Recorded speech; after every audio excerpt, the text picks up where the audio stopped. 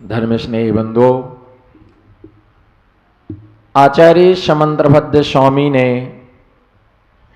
रत्नकर्णक श्रावकाचार नाम के इस महान ग्रंथ में साधक और साधना के विषय में व्याख्यान कल किया था।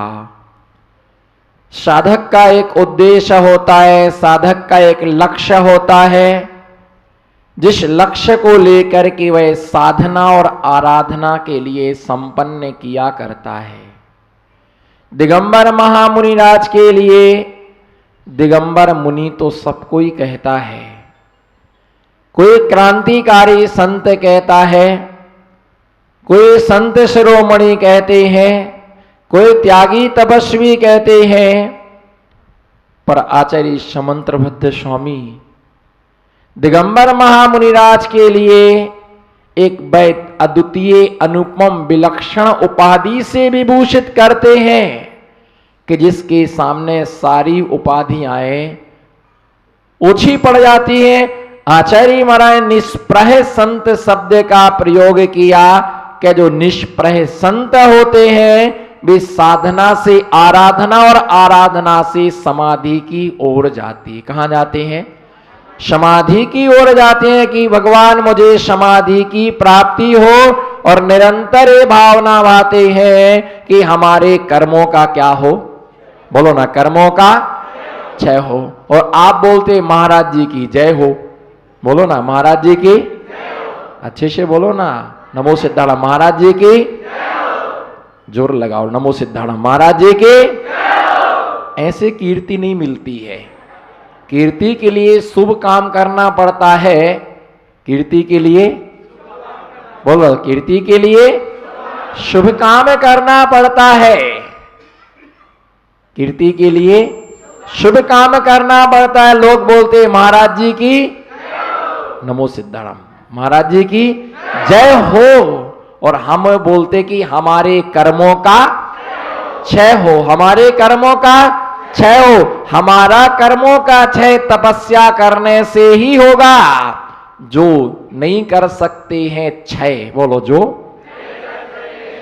जो नहीं कर सकते हैं कर्मों का क्षय, वो दिगंबर महामुनिराज की करते रहें जय, तुम्हारे कर्मों का भी हो जाएगा। दिल को विशाल रखो, दिल को बोलो ना, ऐसे नहीं, आपको मालूम है दिल को उत्सव लाली, दिल को विशाल रखो। निश्चित है ना, हमारा तपस्या से कर्मों का क्षय होगा। यदि तुम्हारे अंदर तपस्या करने की सामर्थ्य नहीं है, तुम नहीं कर सकते हो, तो करो इनकी जय, और इससे तुम्हारे कर्मों का हो जाएगा। इससे ही तुम्हारे कर्मों का क्या होगा? क्षय होगा। आचार्य समंत्रभद्र स्वामी ने कहा था तप का फल क्या है? तप के फल के लिए दिया था समाधि ही तप का फल है।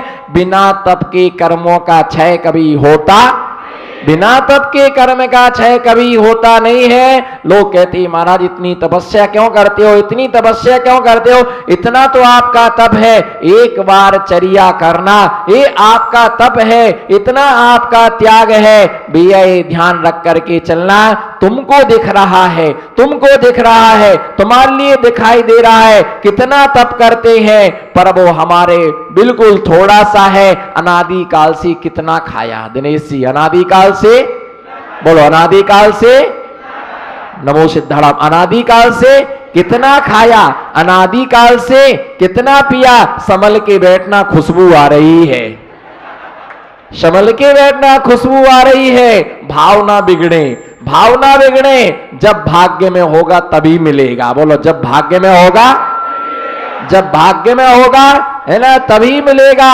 आंखों से भी ज्यादा खतरनाक नाक है, बोलो, आंखों से भी ज्यादा खतरनाक, जो ना बोले नाक की कसम, आंखों से भी ज्यादा खतरनाक, नमो सिद्धार्थम, आंखों से भी ज्यादा खतरनाक नाक होती है। कारण आंख से सिर्फ दिखता है और नाक से क्या आती है? सुगंध आती है। देखने से भाव नहीं बिगड़ती, सुगंध से क्या होते हैं, सुगंध से ही भाव बिगड़ते हैं। एक श्रावक आया हेमसेन नाम के महामुनिराज की कथा शास्त्रों में पढ़ने के लिए मिलती। एक श्रावक आया, उसने भक्ति भाव से मुनिराज के चरणों में खरबूजा चढ़ाया। खरबूजा चढ़ा करके जब वो जाता है, महाराज जी ने आंखों से नहीं देखा, उनकी आंख बंद थी, उन्होंने उस खरबूजे को नहीं देखा, लेकिन वो खरबूजा इतना पका हुआ था, इतना पका हुआ था, इतना पका हुआ था, इतना पका हुआ था, उसकी सुगंध आ रही थी। और महाराज जी ने, मुनिराज बैठे हुए थे, सुगंध आई, उनका मन में भाव आया कि एक खरबूजा सुगंध में इतना अच्छा है तो स्वाद में कितना अच्छा नहीं होगा, स्वाद इसका कितना अच्छा नहीं होगा। उसी समय आयु कर्म के निषेध का अपकर्ष काल चल रहा था, और उस समय आयु कर्म का बंद हो गया और त्रियंच आयु का बंद कर लिया, और वे महामुनिराज मर करके उस खरबूजे में क्या बने, उस खरबूजे में उन्हें कीड़ा बनना पड़ा। ध्यान रख करके चलना, भाव सुधरते भी बहुत जल्दी हैं। बोलो ना, भाव अध्यक्षा, भाव सुधरते भी, नमो सिद्धाराम, भाव हाथ उठाओ ना, भाव सुधरते भी, नमो से मजा नहीं आ रहा, भाव सुधरते भी जल्दी है और भाव बिगड़ते भी जल्दी हैं। जब भाव सुधरते हैं तो एक सेकंड के अंदर असंख्यात गुणी कर्मों की क्या होती है, असंख्यात गुणी कर्मों की निर्जरा होती है। और जब भाव बिगड़ते हैं तो असंख्यात गुणी कर्मों का क्या होता है, बंद होता है ना। जब आदमी माला माल होता है, नमो सिद्धाराम, जब आदमी माला माल होता है, बोलो मुंगाना की रानी चेलना हो, जब आदमी माला माल होता है तो एक दिन में गाड़ियां आ जाती है ना, एक दिन में बंगले बन जाते हैं, सोने की चेन आ जाती है ना, सारा माल आ जाता है। जहां पर चना भी नहीं मिलते थे वहां पर काजू और किशमिश का है ना नाश्ता होने लग जाता है। जहां पर पानी भी गिलास भर नहीं मिलता है वहां पर रबड़ी मिलने लग जाती है, मेवा मिष्ठान मिलने लग जाते हैं। लेकिन जब कंगाल होता है तो वह रोड पर आ जाता है, बनने में भी समय नहीं लगता, बोलो बनने में भी समय नहीं लगता है, और मिटने में भी क्या नहीं लगता है, समय नहीं लगता है। बनने में भी समय नहीं लगता, मिटने में भी समय नहीं लगता है। साधक अपने जीवन में साधना करता है, तपस्या करता है ना, साधुजन चारित्र धर्म का पालन करते हैं, और कठिन से कठिन क्या करते हैं, तपस्या करते हैं। इतना सब कुछ देखने के बाद, बोलो हाथ उठाओ ना, इतना, नमो सिद्धाराम, इतना सब कुछ अभी तो देखो, इतना सब कुछ राइट हैंड, नमो सिद्धाराम, राइट, इतना सब कुछ देखने के बाद देखो कोई मुर्दा तो नहीं बैठा है। प्रकाश जी अंधकार में मत जीना, सवा कुंडल का उपयोग करना।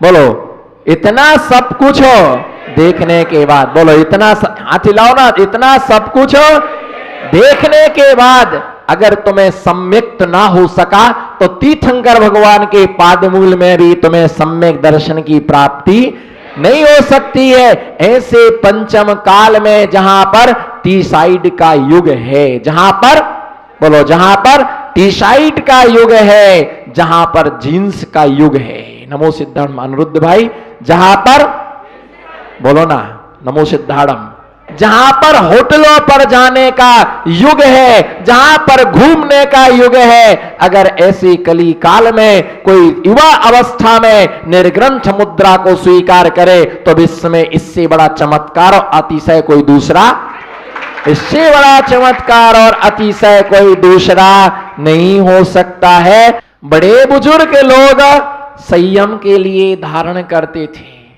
पर अभी आप विचार करो,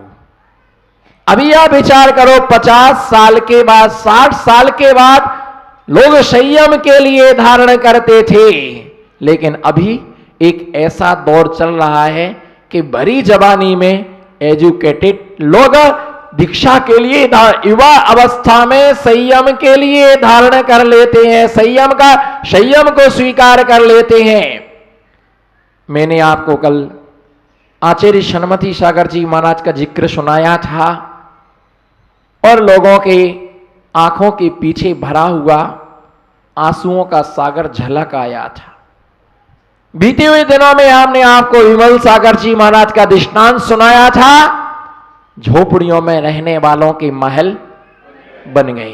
बोलो, झोपड़ियों में रहने वालों के महल बन गए। किसका आशीर्वाद था? महाराज का आशीर्वाद था। आचार्य धर्म सागर जी महाराज सीकर में थे, राजस्थान में थे। जिन आचार्य धर्म सागर जी महाराज भोले बाबा के नाम से जाने जाते थे। क्या नाम? उनका नाम तो धर्म सागर जी था, लेकिन वो इतने भोले थे, इतने भोले थे, वो सबको बोलते थे चौका लगाओ।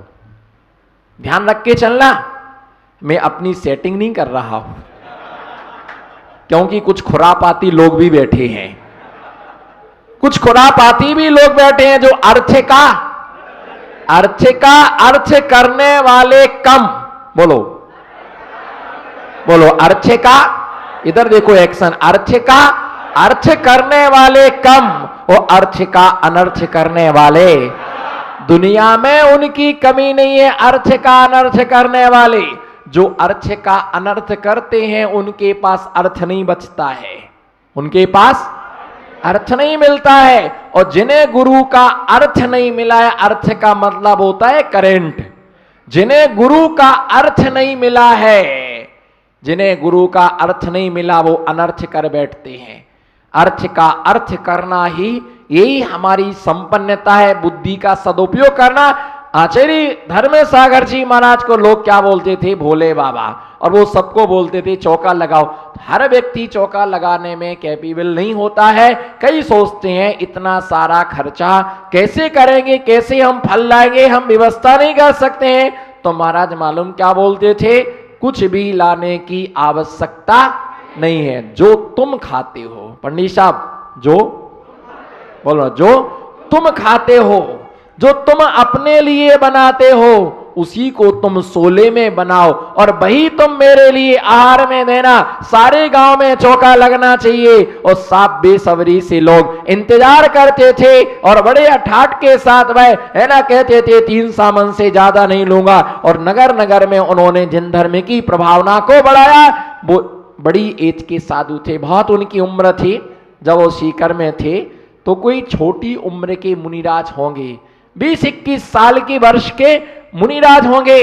और उस समय वो पहला ऐसी घटना थी कि किसी युवा ने दिगंबर दीक्षा के लिए स्वीकार किया, महाव्रतों के लिए स्वीकार किया। और उन्होंने व्यक्त किया कि मुझे भोले बाबा के क्या करना है? दर्शन करना है। और उनके दर्शन करने जब वो मुनिराज गए और आचार्य महाराज सिंहासन पर बैठे हुए थे, उन्होंने जब उनके लिए देखा, ओहो, ये नई उम्र के बाल मुनि है ना, पहली बार मैंने बाल मुनि को देखा। वो अपने आप के लिए रोक नहीं पाए, वो अपने आप के लिए रोक नहीं पाए। और सिंहासन से उठ करके उन्होंने अपने गले से उनको लगा लिया। और जैसे ही सिंहासन पर बैठे तो उनको अपनी गोदी में क्या कर लिया है ना, बिठा लिया। उनका मन इतना खुश हो गया, ओहो, तुमने भरी जवानी में भोगों का क्या कर दिया? त्याग कर दिया है, संयम को धारण कर लिया है। आचार्य महाराज की आंखों से आंसू झलझलाए, वात्सल्य का स्रोत उनकी आंखों से क्या हो गया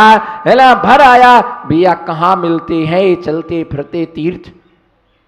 कहां मिलते हैं चलते फिरते तीर्थ?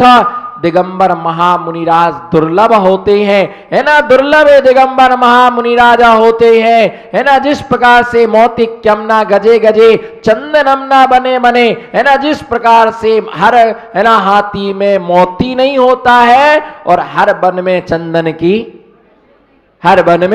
की लकड़ी नहीं होती है, इसी प्रकार से हर धरती पर दिगंबर साधु हर धरती पर दिगंबर साधु नहीं हुआ करते हैं। और संयम और साधना जैनेश्वरी दीक्षा स्वयं के लिए ली जाती है, किसी के कल्याण के लिए नहीं ली जाती है। स्वयं के लिए संयम धारण किया जाता है, दूसरे के लिए नहीं किया जाता है। हाँ, श्रावक लोग इनके साथ में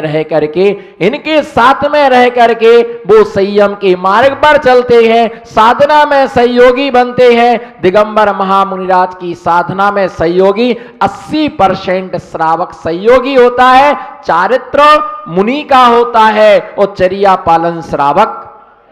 पालन श्रावक कराता है। अगर तुम साधु के लिए कैसे खुश कर सकते हो बताओ? नमो सिद्धार्थ। साधु को तुम कैसे खुश कर सकते बताइए? एक हल्का फुल्का नन्ना दुबला कुंचुम कुंचुम छोटा सा प्रश्न है, साधु को तुम प्रसन्न कैसे कर सकते हो? हाँ बोलो, चुप नहीं बैठना, खामोश बेसबानो थी बोलवानो तमें बोलो। हाँ बोलो फटाफट, जिसको जो आए, कोई बात नहीं। आप फेल नहीं हो रहे स्कूल से, आपकी डिवीजन नहीं बिगड़ रही, यहां डिवीजन बनती है। बोलो, कैसे खुश कर सकते हैं आप साधु के लिए? आप सोचते कि हमको प्रसन्नता से आशीर्वाद मिले, भक्ति से। किससे? बोलो किससे? भक्ति से। आए, नरियल चढ़ाया, 9 2 11, विशाल भाई जयकारा गुरुदेव का, जयकारा गुरु। नरियल चढ़ भैया, इनसे नरियल चढ़ाने से कुछ क्या मालूम सड़ा है कि सही है। कई लोग तो सम्मान का भी नरियल चढ़ा जाते हैं।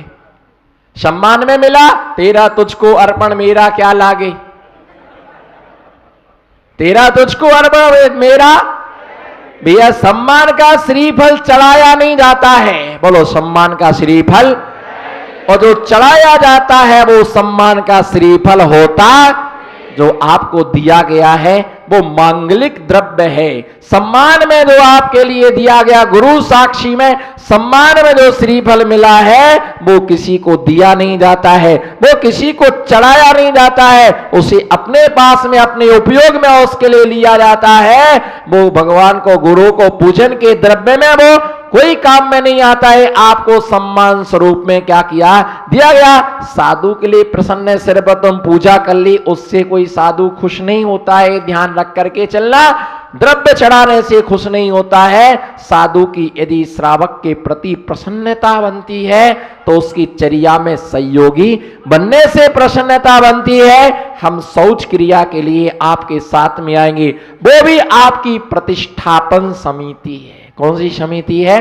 प्रतिष्ठापन समिति है। बहुत बड़ा धर्म है, लेकिन क्या करें, आना तो चाहते हैं। बोलो, आना तो, बोलो ओम शांति। आना तो, मजा नहीं आ रहा, हाथ उठाओ। आना तो चाहते हैं, क्या करें, निद्रा देवी उठने नहीं देती है। कौन सी देवी? काय को कलंकित कर रहे उसके लिए।